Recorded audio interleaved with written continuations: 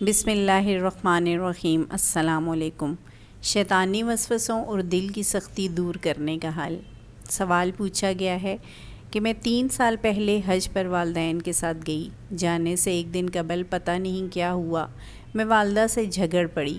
اسی وقت دل ویران ہو گیا۔ بیت اللہ کو دیکھ کر دل میں اللہ کی محبت آئی ہی نہیں۔ وہاں بھی والدین سے جھگڑا ہوا اور دل میں ان کی ایسی برائی جم گئی، ہر وقت دل انہیں برا کہتا رہا۔ عرفات میں بھی معافی مانگی مگر دل سے زنگ نہیں اترا۔ مدینہ منورہ میں ان سے جھگڑا ہو گیا، اسی وقت دل پر تالا، ظلمت، بے چینی، عذاب۔ وہ دن آج کا دن، دل سے زنگ اتر ہی نہیں رہا۔ قرآن کو دیکھ کر نعوذ باللہ پھینکنے کا دل میں وسوسہ آتا ہے۔ اللہ کا نام لے نہیں سکتی۔ معافی بھی مانگی ان سے 2 دن، ذرا فائدہ؟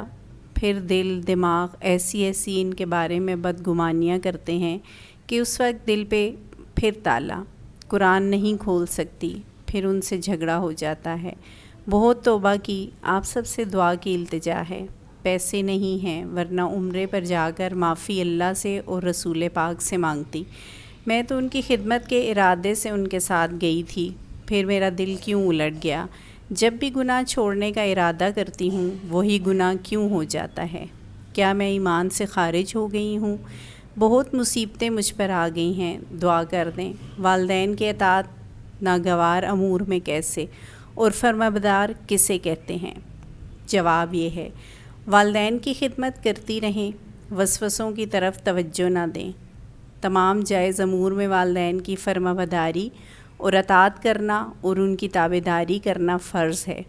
قرآن پاک اور احادیث نبویہ میں والدین کے ساتھ حسن سلوک اور ان کی خدمت کی بڑی تاکید آئی ہے، اور والدین کی نافرمانی، ان کے ساتھ بد کلامی کے ساتھ پیش آنے اور والدین کو ستانے کی بہت وعیدیں آئی ہیں۔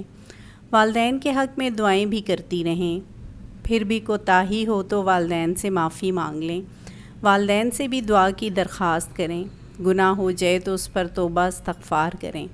اپنے ایمان کے بارے میں شکوک و شبہات میں مبتلا نہ ہوں، بلکہ شیطان کا مقابلہ کریں اور اس کے مقابلے میں اللہ تعالیٰ کی رحمت سے مایوس نہ ہوں۔ 5 وقت نمازوں کی پابندی کریں، کثرت سے چلتے پھرتے استغفار کا معمول بنا لیں، کلمہ طیبہ کا ورد کرتی رہیں اور یہ اعمال کرتی رہیں۔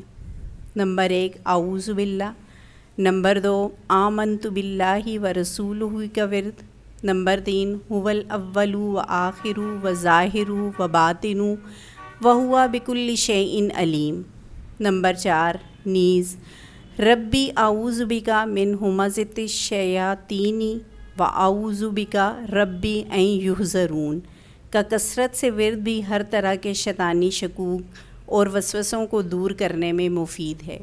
اور نماز فجر پڑھ کر قرآن کریم کی تلاوت اور ذکر میں مشغول رہیے یہاں تک کہ آفتاب بلند ہو جائے، پھر 2 رکعت نفل اشراق پڑھیے، اس کے بعد سورہ توبہ کی آخری 2 آیتیں پڑھیے۔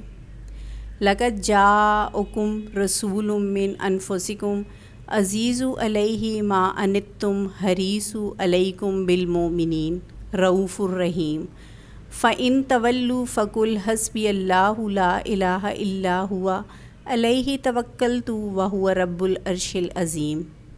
پھر سر بسجود ہو کر حق تعالیٰ سے مسائل کے حل کی دعا کیجیے، انشاءاللہ چند روز میں آپ کی مصیبت پریشانی دور ہو جائے گی اور دل کو اطمینان حاصل ہوگا اور حاجت براری بھی حاصل ہوگی۔ جزاک اللہ۔